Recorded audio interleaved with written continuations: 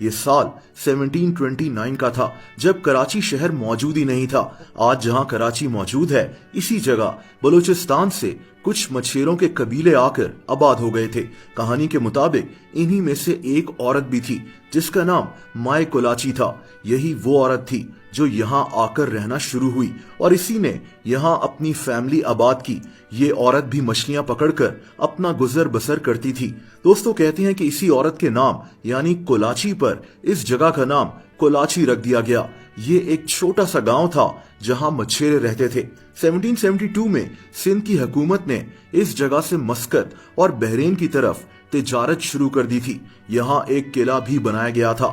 دوستو وقت گزرتا گیا اور 1799 میں یہاں برطانوی راج نے ایک فیکٹری بھی کھولی تھی، لیکن اس فیکٹری کو جلد بند کر دیا گیا۔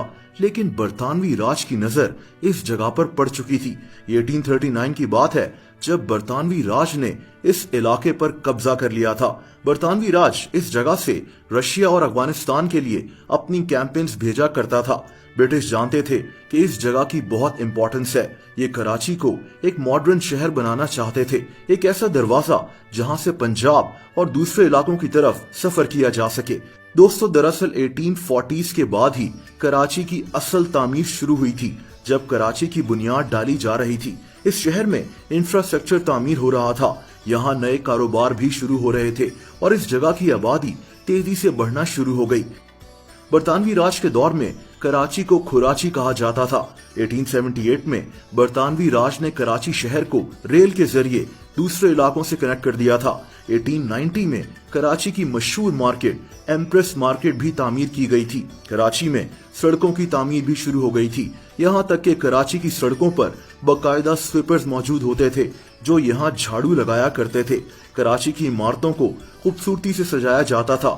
اسی دور میں کراچی میں جم خانات بھی کھولے گئے تھے۔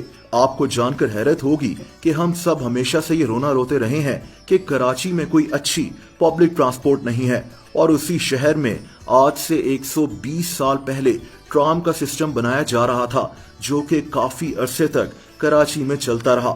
اس وقت کراچی کی آبادی صرف 1 لاکھ کے قریب تھی۔ دوستو 1914 میں کراچی برطانوی راج کا سب سے بڑا اناج ایکسپورٹ کرنے کا پورٹ بن گیا، یعنی کراچی ایک چھوٹے سے گاؤں سے ایک بہت مصروف شہر بن چکا تھا۔ کراچی کی ایک اور خاص بات یہ ہے کہ قائد اعظم محمد علی جناح بھی اسی شہر میں پیدا ہوئے تھے۔ بہرحال 1947 میں جب پاکستان قیام وجود میں آیا تھا تو اس شہر کو پاکستان کا کیپٹل بنا دیا گیا تھا۔ یہ وہ وقت تھا جب کراچی کی آبادی بہت زیادہ بڑھنا شروع ہو گئی تھی۔ انڈیا سے لوگ اپنا گھر، اپنی جائیداد سب کچھ چھوڑ چھاڑ کر پاکستان کے لیے اس شہر میں آ کر ایک نئی زندگی شروع کر رہے تھے۔